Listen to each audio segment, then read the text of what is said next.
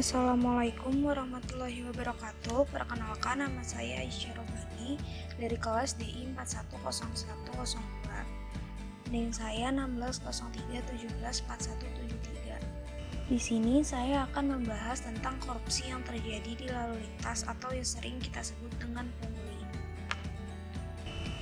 Korupsi sendiri di Indonesia sudah sangat sering terjadi.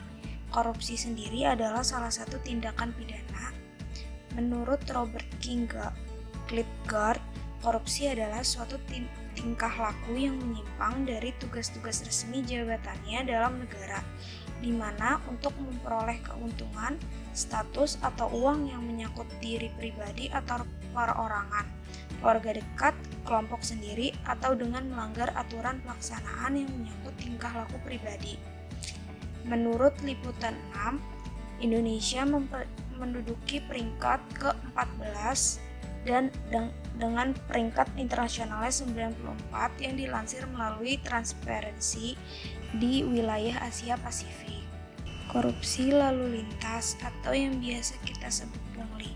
Hal ini sering terjadi di negara kita.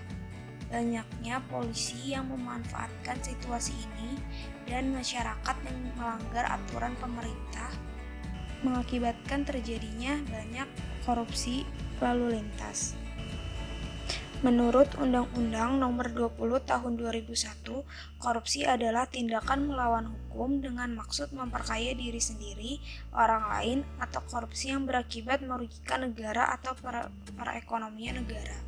Di negara Indonesia sendiri, korupsi bukan hanya terjadi di kalangan pejabat ataupun di negara saja, tetapi terjadi di masyarakat juga, salah satunya lalu lintas atau di jalanan. Adanya razia yang dibuat untuk menertibkan masyarakat agar tidak melanggar aturan yang membahayakan diri sendiri maupun orang lain. Namun hal ini menjadikan adanya korupsi kecil seperti suap menyuap. Misalnya adanya pengendara yang melanggar lalu lintas. Hal ini diselesaikan yang biasa kita sebut dengan uang damai. Hal ini sudah terjadi di Indonesia sendiri menjadi hal yang biasa. Padahal tindakan ini termasuk adalah korupsi yang ada di lalu lintas. Seperti yang kita tahu, orang yang melanggar biasanya memberi uang damai agar tidak terjadi proses pemberian surat. Hal ini juga biasanya dimanfaatkan oleh oknum-oknum polisi yang nakal seperti pemerasan. Hal ini sudah melanggar aturan seperti suap menyuap dan pemerasan. Maka dari itu, dengan adanya teknologi yang semakin maju di era sekarang, banyak manusia memanfaatkan elektronik sebagai sumber informasi dan juga untuk mengawas dan membantu segala aktivitas sehari-hari. Manfaat dari tilang elektronik sendiri mengurangi kemacetan, tidak pandang bulu, mengurangi korupsi, mengungkap jika ada yang menggunakan plat nomor palsu.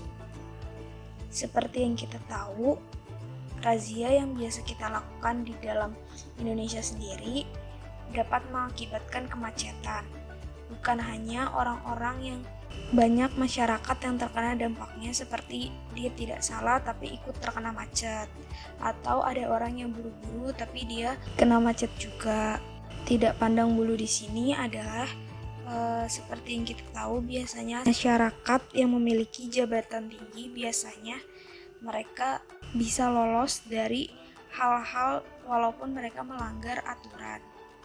Seperti misalnya banyak orang-orang yang anggota keluarganya adalah TNI atau Polri sehingga mereka tidak mendapatkan surat teguran tersebut.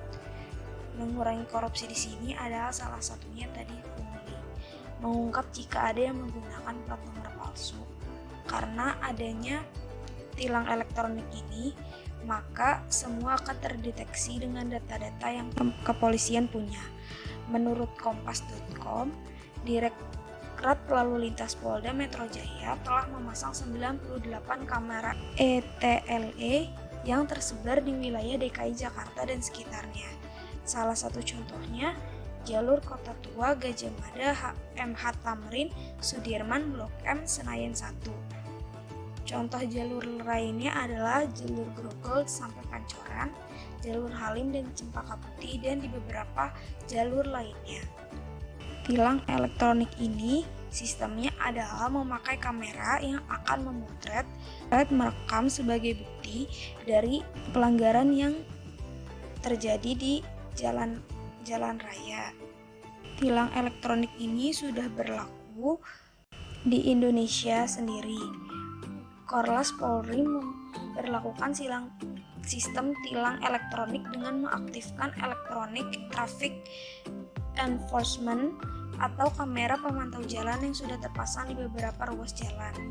Menurut Undang-Undang Nomor 22 Tahun 2009 tentang Lalu Lintas dan Angkutan Jalan, daftarnya adalah melanggar rambu lalu lintas dan marka jalan, tidak menggunakan sabuk keselamatan, melanggar batas kecepatan menggunakan plat nomor palsu, berkendara melawan arus, mengemudi sambil mengoperasikan smartphone, menerobos lampu merah, tidak menggunakan helm, berbonceng lebih dari 3 orang, tidak menyalakan lampu saat siang hari bagi sepeda motor. Mekanisme pengurusan tilang elektronik sendiri, pengendara yang melanggar akan terekam oleh CCTV. Plat kendaraan yang melanggar akan diverifikasi dengan data yang dimiliki polisi dalam waktu 3 hari. Polisi mengirimkan surat konfirmasi kepada pemilik kendaraan. Surat konfirmasi terlampir bukti pelanggaran yang dilakukan pengendara.